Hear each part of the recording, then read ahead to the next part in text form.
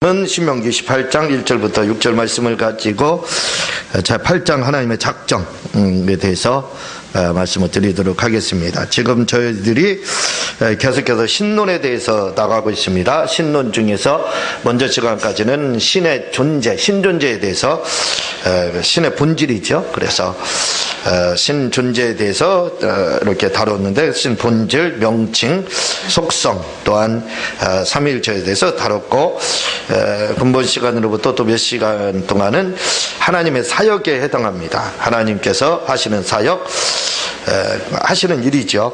어떤 일을 하시느냐 하나님이 할 때 이제 그분의 어떤 그 계획, 작정을 말을 하고 있고 또 예정. 오늘은 작정에 대해서 이렇게 말씀을 드리고 다음 시간 예정과 이제 창조와 섭리 이렇게 말씀을 드리게 되면 신론에 대한 중요한 부분들을 다 다루게 됩니다. 이런 부분들을 우리가 알아두면 유익하고 또 아주 좋습니다. 다른 분들에게 설명하기도 좋아요. 사람들하고 논쟁을 막 전도하다 보면 하잖아요. 그러면 논쟁할 때는 어려운 말로도 하는 거예요. 그러면 더 이상 이야기가 안 돼. 못 알아듣는 말로 하는 거예요. 너무 쉽게 얘기하면 자꾸 문제가 되니까 어려운 말을 막 동원해서 하면 더 이상 질문도 알아야 질문을 하지요. 어려운 걸로 나가면. 그렇게 하면 논쟁도 우리가 멈출 수 있는데, 그래서 때로는 이런 신학적인 부분들이 우리가 필요하다는 말씀입니다. 그래서 여러분들이 별로 어렵지도 않아요. 늘 듣는 거기 때문에 늘 아는 거고 듣고 배운 건데, 그거에 대해서 여러분들이 기억을 해두시면 아마 사용하시는데 유익할 줄로 그렇게 믿습니다. 제가 원어를 많이 했잖아요. 원어를 많이 하다 보니까 좋은 점이 많습니다. 여러 이야기를 막 하고 하다가 이제 논쟁거리가 되면 원어로 다 이야기하면 더 이상 할 말을 잃어버려요. 왜냐하면 원어가 이렇다는데 무슨 더 뭐 할 말이 더 뭐 많이 있겠습니까? 국어사전으로 하면 자기 뜻대로 해석할 수 있잖아요. 그런데 원어에서 이렇게 딱 한다면 평정됩니다. 그냥 그대로 평정이 돼버려요. 누구 하나 거기다 반론을 제기를 할 수가 없어요. 참 그게 원어의 유익한 점입니다. 마찬가지로 이런 어려운 신학적인 말들도 그런 면에서 굉장히 유익한 겁니다. 왜냐하면 논쟁하는 사람들은 그걸로 인해서 예수 믿을 사람이 이미 아니에요. 그러니까 그냥 빨리 떨어져 나가라 하는 식으로 그렇게 하면 되는 겁니다. 그래서 이 하나님의 제8장 하나님의 작정에 대해서 이렇게 말씀을 드리는데, 어쨌든 우리 한국의 전체 신학이 다 그렇습니다. 뭐 감리교, 성결교, 뭐 순복음 할 것 없이 다 신학교에서 배우는 조직신학이라는 것이 다 장로교 신학을 지금 하고 있어요. 그래서 우리나라는 교단만 다를 뿐이지 다 장로교입니다. 그렇게 생각하면 맞아요.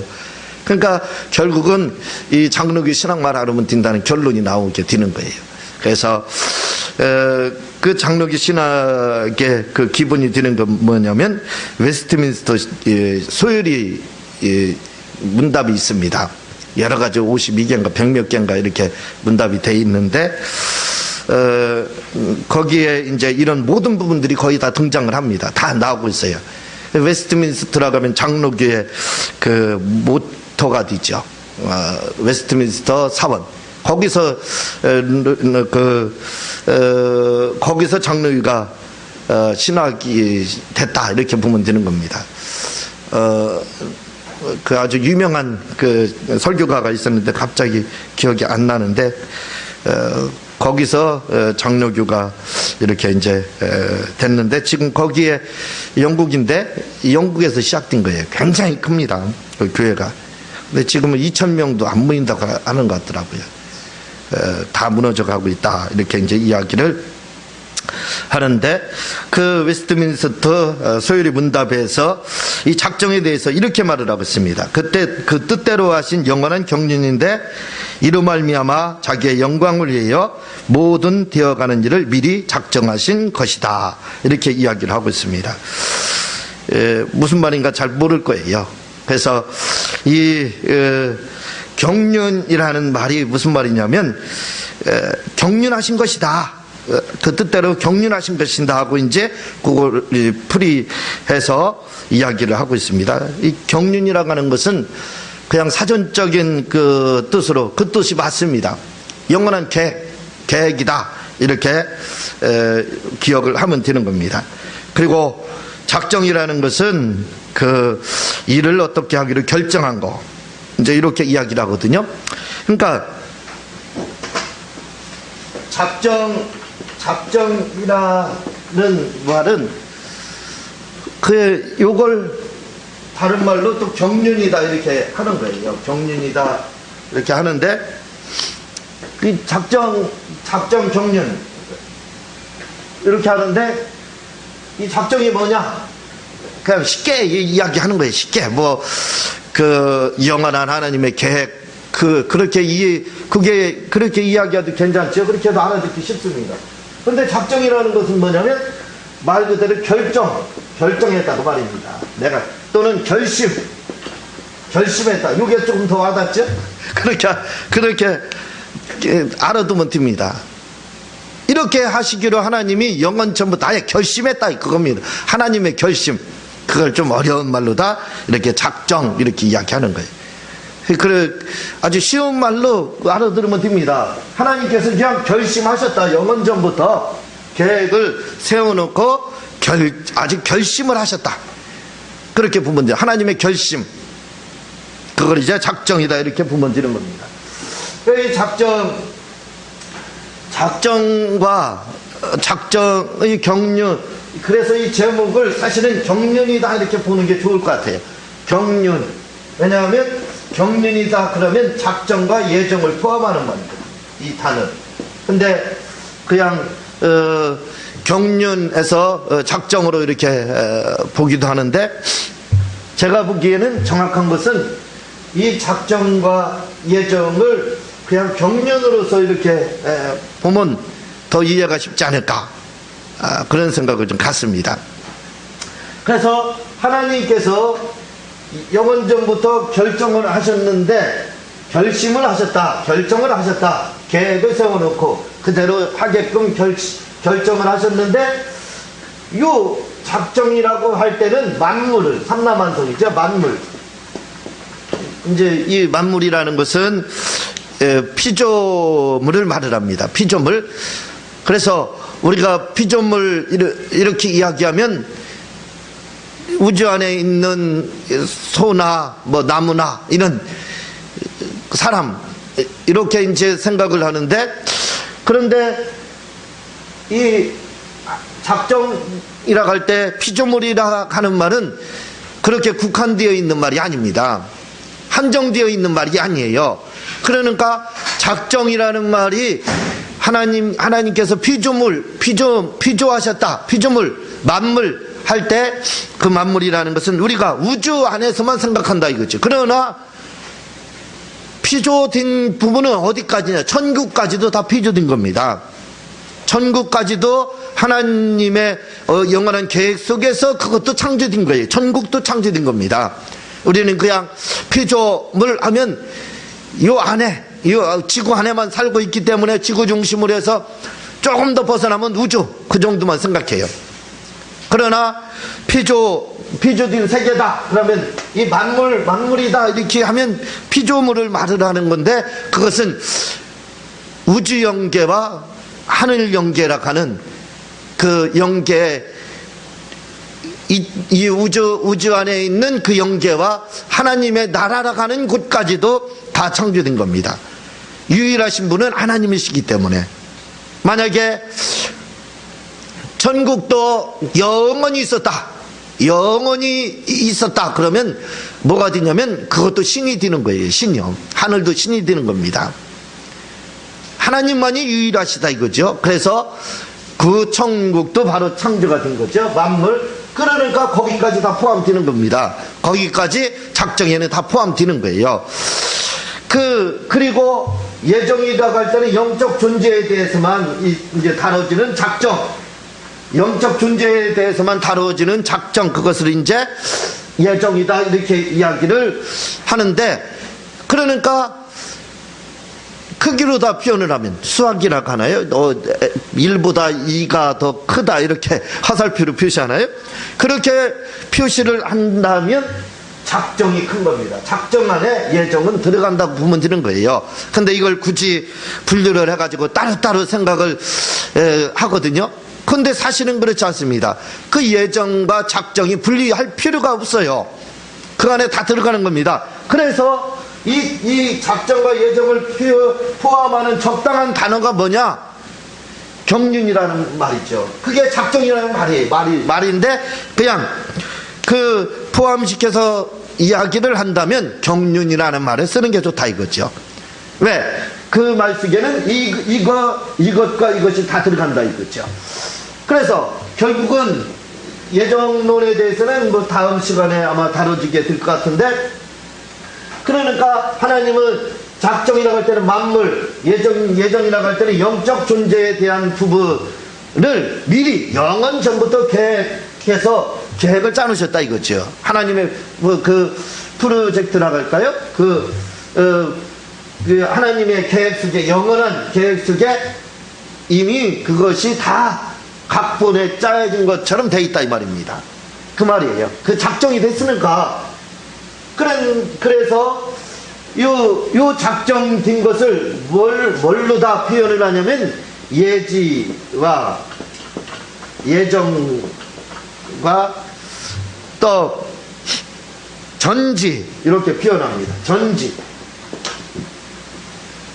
뭘로 다 뭘로 다 작정하셨느냐, 예정하셨느냐, 그 말이라고 알아들으면 돼요.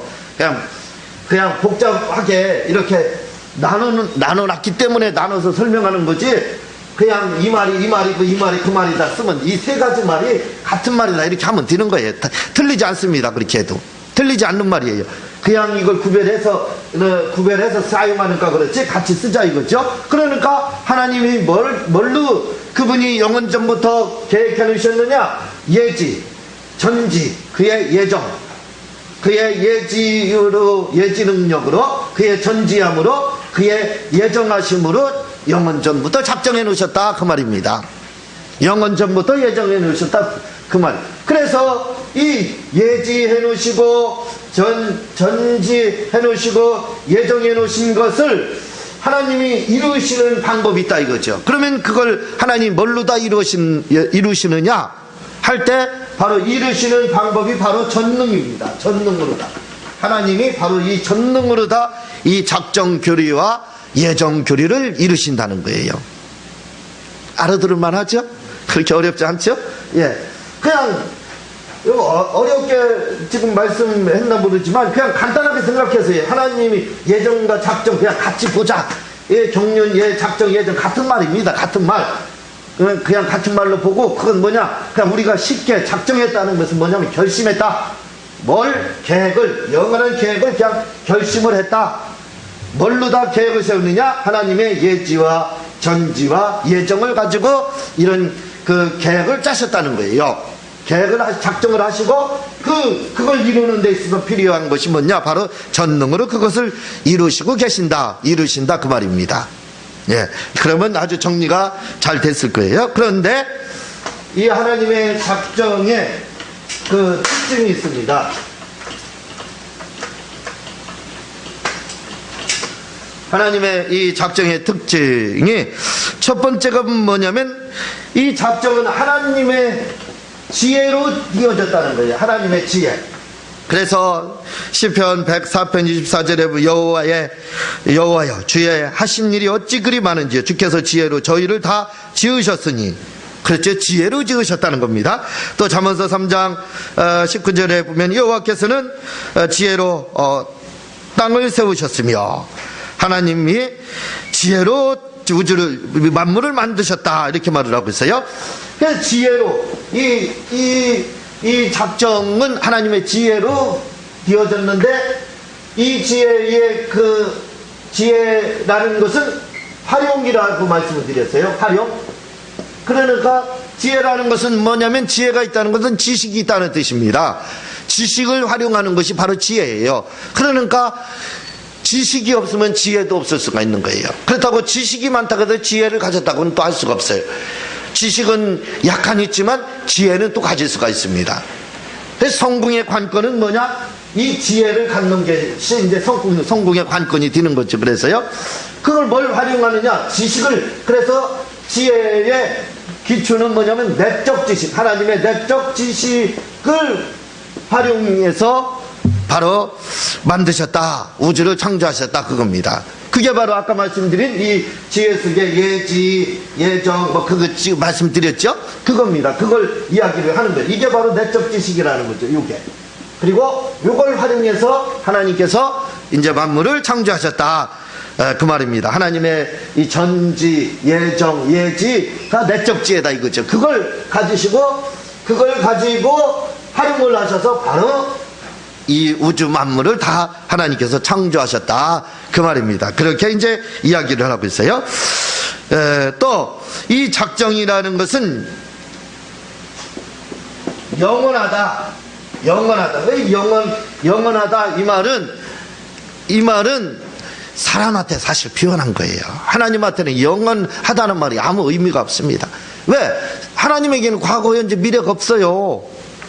오직 현재로만 존재하십니다. 현재의 지속, 현재 진행형으로 그냥 지속, 그게 하나님이십니다. 과거도 없고 현재, 미래도 없고 그냥 현재뿐이에요. 그러니까 사실은 다 무의미하다. 그래서 이 영원하시다 이 표현은 사람의 관점에서 본 겁니다. 왜냐하면 시간이 있기 때문에. 시간. 창조가 뭐냐? 바로 시간이라 이거죠. 창조라는 것은 뭐냐? 만물이 창조된 것, 그것도 창조를 말하지만 창조에서 가장 중요한 건 뭐냐면 시간의 창조입니다. 역사의 시작, 시간의 시작이라는 거죠. 그래서 영원하다라는 말도 하나님의 작정이 영원하지. 항상 현재입니다. 항상 현재. 그렇죠? 그 사람의 표현에서 이제 이렇게 보면 되는 거지. 영원하다. 그리고 하나님의 지혜는 효과적이다.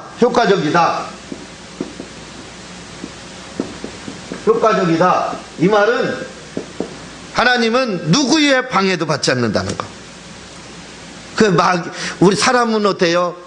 효과적이지 못합니다. 누가 좀 방해하고 앞에서 그 장애물이 있고 앞에서 사람이 가로막으면 못 가요. 바리케이트 쳐봐요. 데모하다도 더 이상 접근 못합니다. 하나님은 그 바리케이트가 필요 없다 이거예요. 그런 것이 필요 없고 그냥 하나님의 이 그 작정은 그냥 이루어진다 이거예요. 누구 방해, 마귀의 방해 소용없다 이겁니다. 마귀의 바리케이트 아무 소용이 없다는 거예요. 그냥 이루어진다. 그래서 하나님의 작정은 효과적이고 또 하나님의 작정은 불변하시다. 다시 말하면 하나님의 계획은 변하지 않는다. 불변하다. 변하지 않는다. 그 사람은 작정을 하더라도 계획을 짜더라도 제가 먼저 주일날 설교하면서 일기를 공개를 했어요. 일기를 공개했는데 많이 등장하는 단어들이 몇 가지 있습니다. 제가 보면 있어요. 몸이 아팠다라는 것이 자주 나오고 있고 또 한 가지는 작심삼일을 굉장히 많이 했어요. 오늘부터는 열심히 성경 봐야 되겠다, 기도해야 되겠다, 공부해야 되겠다 이렇게 이제 해놨거든요. 근데 그걸 지킨 경우는 거의 없더라고요. 다 날마다 거짓말했어요. 오늘부터 해야 돼, 오늘부터 해. 그것만 계속 그렇게 하지 지키지는 하나도 안 했더라고요. 그게 좀 창피하더라고요. 그렇게 사람의 계획은 변해요. 작정을 해놨고 결심을 작심삼일을 하잖아요. 그러니까 얼마 가지 못해. 그러나 하나님의 계획은 작심삼일이 아니라 시행착오도 없고 조금 뭔가 결점이 있어서 변한다든가 흠이 있다든가 그렇지 않다 이거죠. 하나님의 이러한 작정은 아주 불변하시다 이거죠. 효과적이고 불변하시고 또 무조건적이고 절대적이다 이거죠. 무조건적이고 절대적이다. 무조건적이고 절대적이다. 이 말은 누구의 도움도 필요하지 않다는 겁니다. 하나님의 이 작정은 사람의 도움도 필요하지 않다. 그렇죠? 사람 도움 뭐가 필요합니까? 그래서 절대 또 보편적이고 포괄적이다. 이 말이 무슨 말이냐면 하나님의 작정은 우리가 생각해 아이고 그 우연이야. 그렇게 말하는 거 있잖아요. 아이고 그냥 우연히 만났다, 운이 좋다, 이런 거 우리가 그렇게 말하잖아요. 에이, 우리가 어떤 경우는 그렇게 하나님께 기도해서 응답 받았다 그러면 세상에서 그 우연 중에 하나야, 이렇게 이야기하는 사람도 있어요. 그것조차도 작정이라는 겁니다. 그래서 우리 기독교에서는 필연만 존재하지 우연이라는 게 없다는 거예요. 왜? 그 우리가 우연하는 거, 그것까지도, 마귀의 타락 이런 것까지도 다 이미 하나님께서의 거기에 그 작정 중에 들어가 있다는 겁니다. 그 모든 것이 다 작정 중에 들어가 있기 때문에 보편적이고 포괄적이다. 이제 하나님의 작정에 대해서 그렇게 말을 하고 있고, 또 하나님의 그 작정은 항상 허용적이다. 허용적 작정, 이게 굉장히 중요해요. 허용됐다는 거, 허용적이다 하는 것이 굉장히 중요한 말인데, 왜냐하면 이거 죄가 아담이 범죄할 줄 몰랐느냐 뭐 이런 그런 굉장한 말들이 많잖아요. 하나님의 작정은 완전한데 뭐 하면서 말들이 굉장히 많습니다. 그게 이 허용적 안에서 나오는 거예요. 허용적 작정. 요걸 조금 뒤에서 다시 한번 제가 설명을 드리도록 하겠습니다. 이렇게 하나님의 작정은 그분이 미리 영원전에 계획해 놓으신 것은 한치의 오차도 없이 그대로 다 뭐든지 다 이루어지고 있다 이거죠. 그대로 진행되고 있다. 그것이 이제 하나님의 작정인데,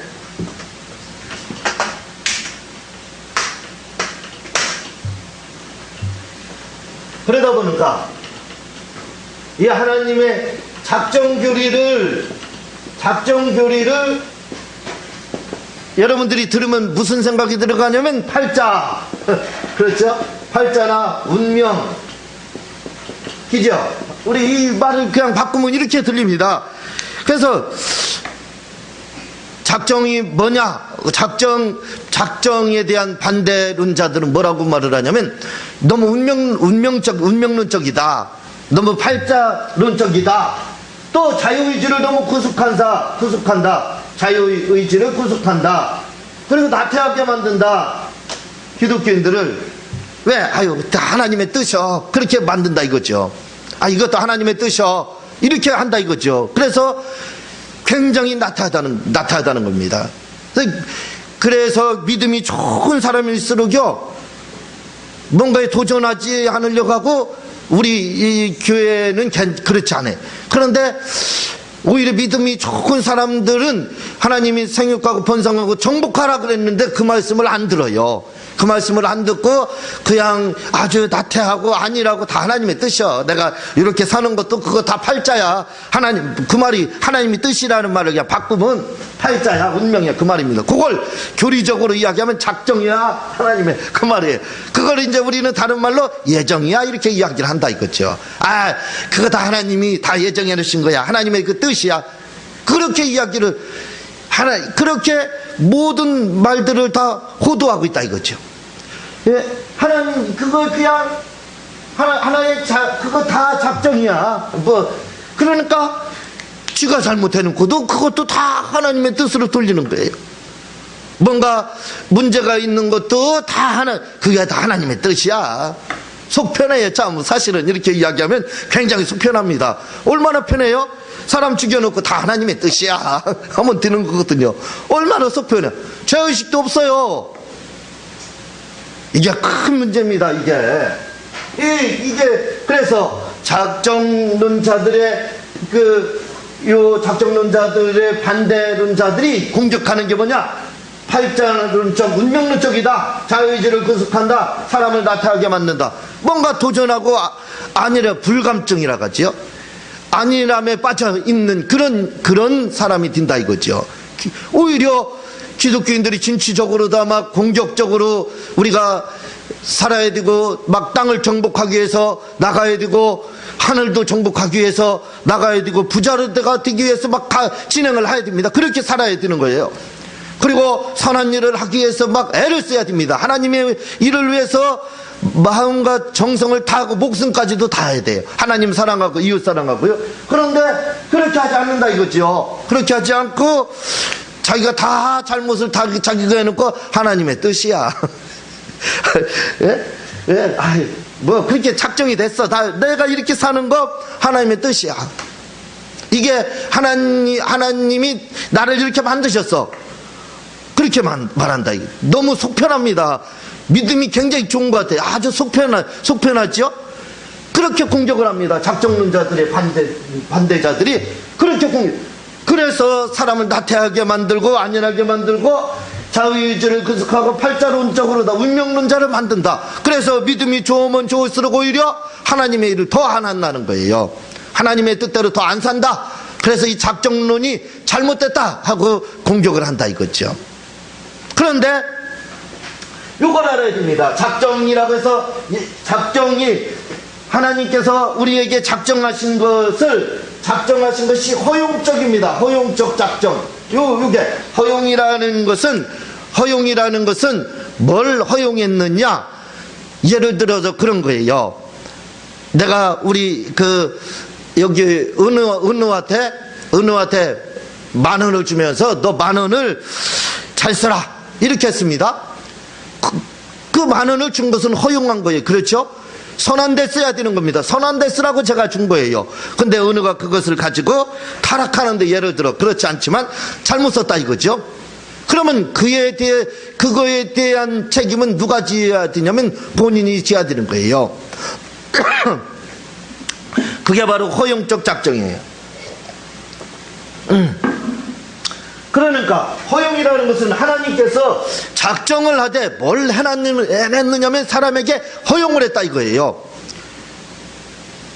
10,000원을 주고 네가 임의로 쓰라는 겁니다. 네가 임의로. 물론 선하게 쓰기를 원하셨죠. 그렇지만 임의로 쓰라게 쓰니까 그 안에서 자유의지가 있어요. 은우에게는 자유의지를 가졌습니다. 그걸 가지고 선한 데 쓰고 싶으면 써도 되지만 원래 또 악한 데도 쓸 수 있다 이거죠. 그래서 자유의지가 구속되어 있지 않는 겁니다. 구속됐다 그러는데 구속되어 있지 않는 거예요.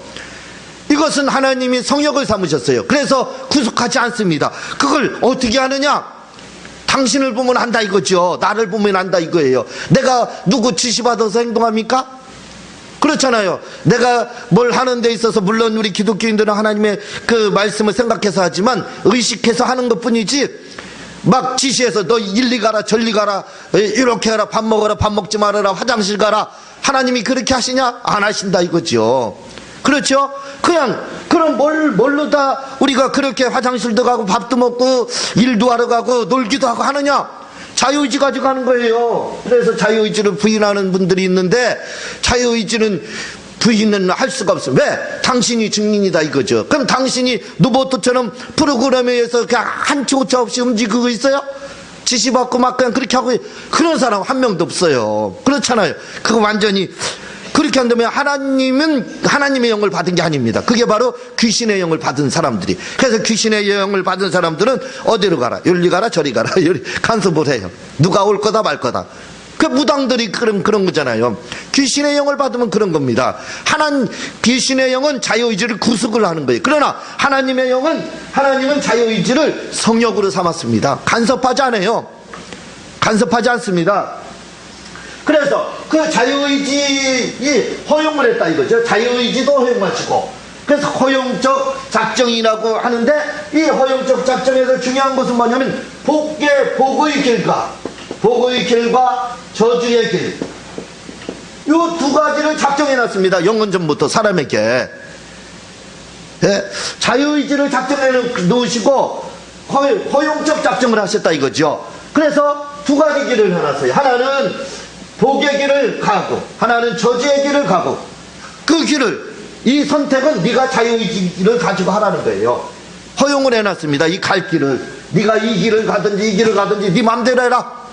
그러나 결과는 네가 그 책임은 져야 될 거다. 일리 가면 내가 주기로 한 복을 받을 것이고 네가 이쪽으로 선택해서 가면 너의 선택 자유의지의 선택에 의해서 네가 이 길로 가면 너는 저주로 받아 지옥 갈 거다. 그 말입니다. 이걸 해놓으셨어요. 이걸 작정하셨다는 거. 그걸 우리가 모르고 있습니다. 그래서 이걸 허용적 작정과 작정 속에 이 복의 길과 저주의 길을 작정해 놨다는 걸 몰라요. 그냥 뭐든지 다 모르니까 뭐 무식하면 용감하다 그랬죠. 그냥 하는 겁니다. 죄를 지어놓고도 하나님의 뜻이다. 예? 내가 사람을 죽여놓고 그것도 하나님의 뜻이다. 뭐 이렇게 돌려댈 수 있는 거예요. 하나님의 그 영원한 작정 예정 속에 그게 있었다. 언제 예정 속에 사람을 죽이라고 그렇게 돼 있습니까? 죽이라고 하는 것은 이 저주의 길에서 그게 들어가 있는 거예요. 그건 당신의 자유의지를 가지고 당신이 선택해서 간 거예요. 하나님께서는 복의 길을 해놓으셨어요. 복의 길과 저주의 길 딱 두 개만 해놨어요. 그래서 이걸 작정해냈어요. 복의 길과 저주의 길. 그래서 복의 길로 가면 너는 복을 받을 것이고 저주의 길로 가면 너는 저주를 받을 것이다. 책임은 누구에게 있느냐? 다 자기 책임입니다. 복 받은 것도 자기 책임, 저주 받은 것도 자기 책임. 자기가 선택을 잘못했어요. 그걸 이 허용적 이 자유의지, 허용적 이 작정을 사람들이 모르니까 그냥 자기 좋을 대로 생각해서 무식하니까 모르니까 다 하나님의 뜻이고 뭐고 다 하나님의, 그래서 운명론자가 되고 이렇게 팔자론자가 되는 거예요. 나태하게 막 자기가 선택해서 그 길을 가는 겁니다. 그래서 이건 자기의 선택이지 하나님이 해놓은 게 아니에요. 하나님은 이 두 길만을 해놨습니다. 선택, 허용적 선택이라 이거죠. 허용적 선택. 자유의지를 가지고 선택하라. 네 의지를 발동하는데 그 의지를 가지고 선택하라 이거예요. 허용돼 있어요. 복의 길과 저주의 길이 허용돼 있는데 이 길을 중에서 하나 선택하라 이겁니다. 그 선택, 그래서 그것이 바로 신명기 18장 지금 그 말이에요. 그래서 봐봐요. 내가 내 하나님 여호와의 말씀을 삼가 듣고 내가 오늘 명하는 그 모든 명령을 지켜 행하면 하나님 여호와께서 너를 세계 모든 민족에 되게 뛰어나게 하실 것이며 내가 내 하나님 여호와의 말씀을 순종하면 이 모든 복이 내게 임하고 내가 미치리니 성금에서도 복을 봐봐요. 복의 길을 선택하면 이런 복이 온다는 겁니다. 그렇죠. 굉장한 복들이 온다는 거예요. 천국도 가고요. 그런데 14절을 한번 읽어보세요. 14절 시작.